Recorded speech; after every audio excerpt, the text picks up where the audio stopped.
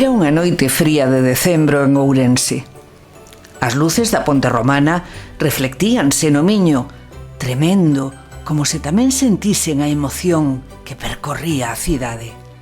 En cada esquina, entre o cheiro a castaña e o murmurio das panxoliñas, respirábase algo distinto, algo que non se podía comprar nin envolver con papel brillante. Ourensanía.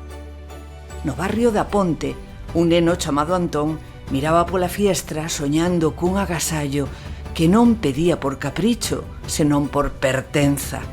Na súa lista para os reis escribira unha soa cousa: a camiseta do COP, para sentirme parte da miña cidade.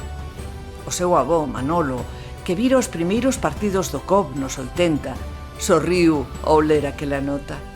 Lembrou aquelas tardes no Paco Paz, cando a bancada inteira ruxía como un só corazón, cando os nenos levaban bufandas máis grandes ca eles e os avós berraban os nomes dos xogadores como se fosen familia. O COP é máis ca un equipo, díxolle Manolo pequeno.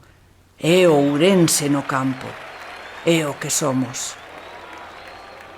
Aquela mesma noite, mentres as luces da árbore tremelaban, Manolo colleu a carta de Antón con coidado.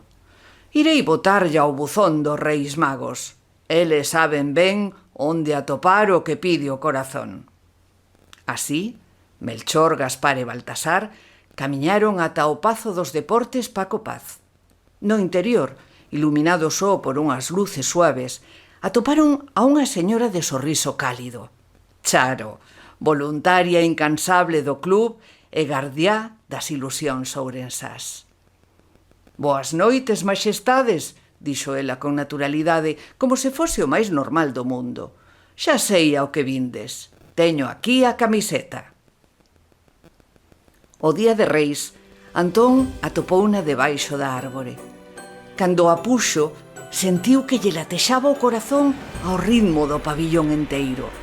Saíu á rúa e viu que moitos veciños tamén vestían a súa. Algúns vellos, outros mozos, todos co mesmo brillo nos ollos. Ourense volvía a latexar unida. Aquela tarde, o COP xogaba na casa. Antón e o seu avó entraron ao Paco Paz entre unha marea azul.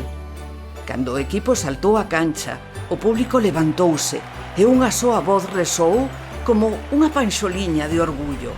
Somos Ourense, somos COP. O balón voou, o público ruxiu e por un instante a maxia do naval mesturouse cun bo baloncesto. Non era só un partido, era a historia dunha cidade que nunca deixa de crer. Porque regalar unha camiseta do COP non era regalar roupa, era regalar pertenza, orgullo e esperanza. Era dicir co corazón na man: Ourense é familia e o COP é o noso latexo.